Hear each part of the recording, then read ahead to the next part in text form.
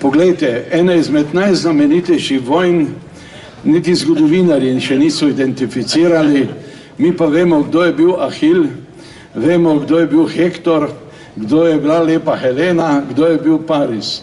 Pisatelji so prenesli sporočilo, da je bila že nekoč ena velika, strašna vojna. In če sem že začel tam, naj recimo omenim enega izmed prvih tragedov Aeschila, ki je napisal, ki mi zdi za nas zelo poučno, mogoče ne za vojake, dramo z naslovom Perzijci. In popisuje perzijske matere, ki tam v daljni perzijski puščavi čakajo na sinove, ki so šli nad Grke. To je bila Kserksesova 100-milijonska vojska. Prvikrat, tako pišejo knjige, toliko zbranih ljudi, ki so šli na nekaj 10 000 oboroženih Grkov. Pa se je zgodilo, kar se je zgodilo, in so zdaj matere čakale ne na sinove, ker so padli, ampak na en kos ščita, na en kos sandala, na nek kos spomina na svojega sina. Prvič je dramatik zbral moč, da je sočustvoval tudi z sovražnikovo materjo. Drugič pa so te matere v knjigi, v tragediji, že ko je Kserkses odhajal, preklinjale. Zakaj mu je pa treba milijonska vojska za tako malo deželo? A misli, da je več kot Bog? In če samo malo premislim, se spomnim tudi, če bomo govorili o vojni in miru, tudi zaradi tega in tudi ruski, Napoleonovi vojski bi vedeli veliko manj, če ne bi bilo pisateljskega pričevanja. Napoleon je šel s tako imenovano Gran Armado, torej z veliko armado 700 000 vojske nad Rusijo, ki je imela v oficirskem kadru nekaj intelektualcev in pesnikov in vojsko mužikov.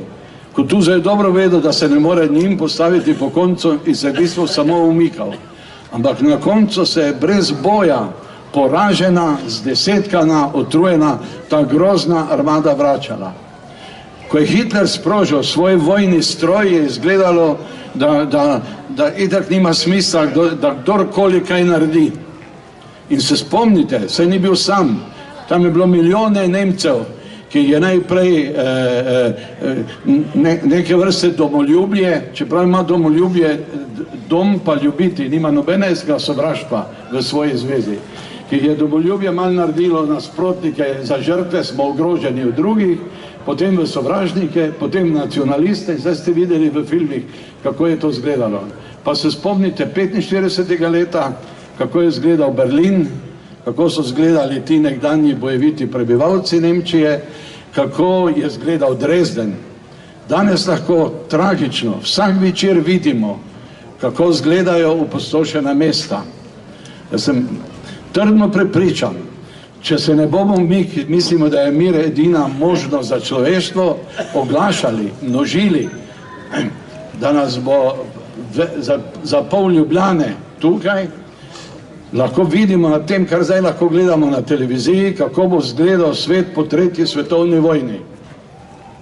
Ne bo več grobov neznanim junakom, fantom, ki so na eni ali na drugi strani padli po komandi šefov. Bojo najprej grobovi neznanim žrtvam, se zdaj streljajo po otroci, te treba uničiti civilni del države, bomo rabili še spomenik neznani žrtvi, ker bodo žrtve posod s temi dolgimi raketami. Zato si mislim, da kakor smo vsi za mir, mir ne pride samo od sebe. Oni, ki potrebujejo vojno in so za vojno, se vsak dan oborožujejo, vsak dan probajo svoje orožje.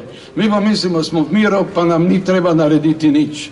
Nasprotno, delovanje za mir mora biti, pomislimo, da je vojna, pa da so zadnji dnevi vojne in vsi norijo samo, da bi bil mir. Bi bili tu vsi živi ljudje, ki bi prosili mir, mir, mir. To je kot zdravje. Dokler ga imaš, se ti zdi samo ob sebi omevno, ko ti rečejo, čez toliko časa boš umrl, ti gre po glavi samo to, da bi bil še kdaj zdrav. Dajmo, da se nam ne bo to zgodilo in bomo prepozno želeli vsi mir. Nekateri, prej gospodična omenila, nekatere duhovitosti, recimo Karl Čapek je napisal tako duhovito stvar. Joj, je konec vojne, dajmo, zdaj se pa lahko začnemo v miru oboroževati. Hunski poveljnik Atila, ki ste sigurno veste zanj, je osvojil pol Azije pa del Evrope in rekel, seveda sem za večen mir, ampak hunski. Tako da za mir se vzdramimo v bistvu takrat, ko ga nimamo.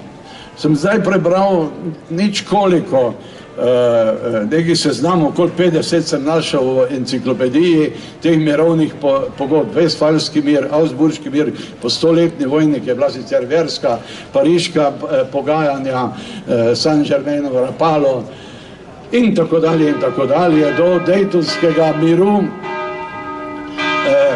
Ampak vojn naštejemo še več. Vojn je bilo veliko. Mi smo tisti, ki imamo v spominu, nekateri pa smo preživeli 2 svetovni vojni. Einstein je upozoril, pravi, tretja bo spet s fičafaji, bo spet s vračami, ker bo v bistvu konec civilizacije, če se bomo s tem igrali. Mi je prišla v roke nekaj študija, ko je eden izmed ameriških predsednikov Kennedy organiziral eno skupino znanstvenikov, fizikov, ekonomijo, on jih ni poznal, samo naročil je akademiji, da zbere 15 največjih znanstvenikov iz sveta. A se slišimo?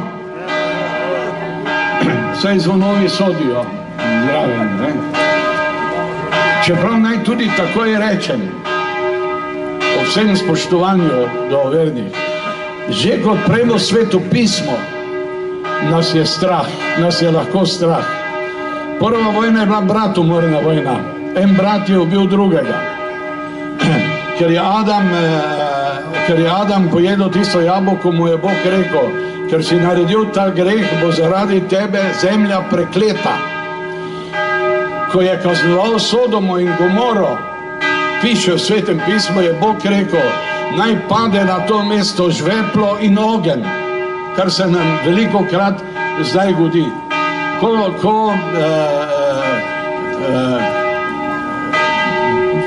Ko so šli nad Egipt, se je tam zgodil pomor nedolžnih otrok. Hočem reči, v samo civilizacijo je položeno nekaj, zaradi česar smo lahko zaskrbeni. Nemški general Helmut Metke, sta bila 2, ampak ta je tudi pisal, je napisal, mir, to je kakor sanje, pravzaprav hude sanje. Vojna je pa vtkana v sam Božji red stvari. In sem rekel, ko so bili zbrani ti znanstveniki, ki bi naj povedali predsedniku v času hude hladne vojne, kaj pa bi bilo, če bi na svetu zavladal mir, kakšne bi bile posledice. Je bil njihov odgovor seveda, to je utopija, in so vprašali, poleg tehnih vprašanj, jaz sem si zapomnil samo te, ki so bolj enostavni, so vprašali, ja, kje bojo pa tiste mnoge milijarde stroškov za oboroževanje in za vojno industrijo, ki se vsak dan vrtijo. Kaj bo s temi? Kaj bo z tistimi tisočimi ljudmi, ki delajo v tovarnah vojne industrije? Kaj bo z milijon poklicnimi vojaki? Vse bo konec sveta. In so ugotovili, da države mislijo, da bo stabilnost na svetu, ne če bo mir, ampak če bodo primerno oborožene, da bodo imele toliko kot potencijalni nasprotnik.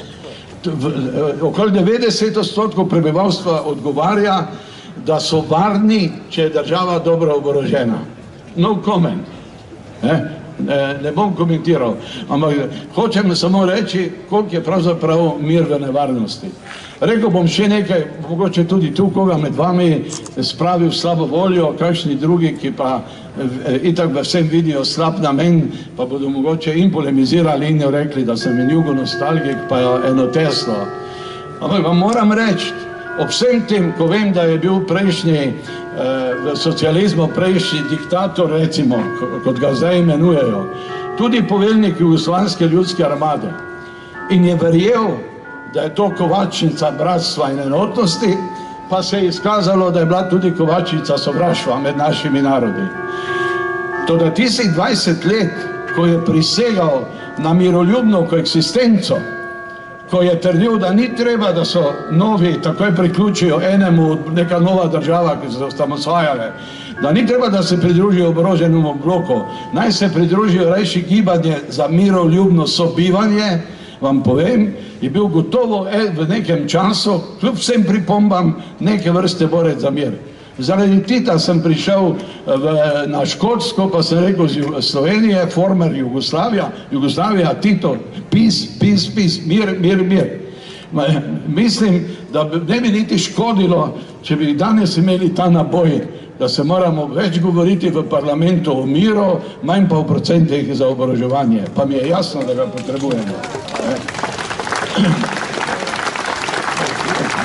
Kaj vam hočem reči? Mir sam po sebi pač preprosto ne pride. In včasih ko sem bil majhen, pa je ata prišel z fronte, pa je pripravil, se spomnim, da če je v mojem domačem kraju v Pesnici pri Mariboru še 5 let po vojni po noči počela kakšna puška, da je kak lovec, kaj se bil. Cela vas se je zbudila. Cela vas je gledala v strahu, kaj zdaj to pomeni. Če gledam zdaj pravi manevrsko streljanje za novo leto, če gledam neke skupine, ki jim je dolg čas, pa imajo pravo orožje, pa plastično orožje, pa za njim trepetajo, se ne spomnijo, kako je takrat, ko puške res pokajo. In če ste dali pisatelju besedo, vam tudi rečem, na vse zadnje v knjigi, vse in čas so pisali tudi ljubezenske pesmi, v knjigi ni orožje, razen knjiga sama je lahko orožje za mir. V kakršnem koli orožju so pa krogle, ki vemo, kaj povzročajo. Pravzaprav so vsi ti neke vrste ljudožerci, ki mislijo, da je puška in krogla tisto, kar nekaj na tem svetu velja. Bi sklenil, z neko zaskrbljenostjo, mogoče pa vseeno gledam, da pač človeštvo ima razna obdobja, ima krasna obdobja, ko se gradijo katedrale, se gradijo mostovi, ki največji na svetu, ne moreš verjeti, da bo stal, se slika Mona Lisa, se sklada Oda radosti, se pojejo ljubljenske človeštvo, kar gre tako, saj smo tudi imeli taka obdobja. Ampak kaj je v nas, da se potem nabere, da z nekim časom moramo začeti to uničevati in rušiti. In če gledam današnji čas, me je malo strah, da smo v takem obdobju rušenja. Tisti, ki si to želijo, mislim, da moramo mi biti dovolj glasni in tudi odločni, da v kali stvari zatremo. Če primerjate, kaj se je pisalo in govorilo pred Hitlerjevimi pohodi v Nemčiji, je mene groza, kaj slišim celo po naših medijih, celo ne bom rekel, da imamo malo specializirano televizijsko postajo, ki govori skozi sovražno o tistih, ki jih ne mara. Se mi ta sovražni govor zdi veliko manj nedolžen, kot se nam zdi. S tem se je pred vsako vojno začelo. Zato mislim, da smo dolžni biti aktivni, več narediti, mir ni kar tako, kakor ni red doma pri hiši kar tako. Vsak dan je treba čistiti, vsak dan je treba pomivati in za mir moramo biti vsak dan glasni. Zato se vam zahvalim, fantje in dekleta, ki ste to organizirali, upam, da še boste. Nobena beseda ni izgovorjena zastonj. Hvala lepa.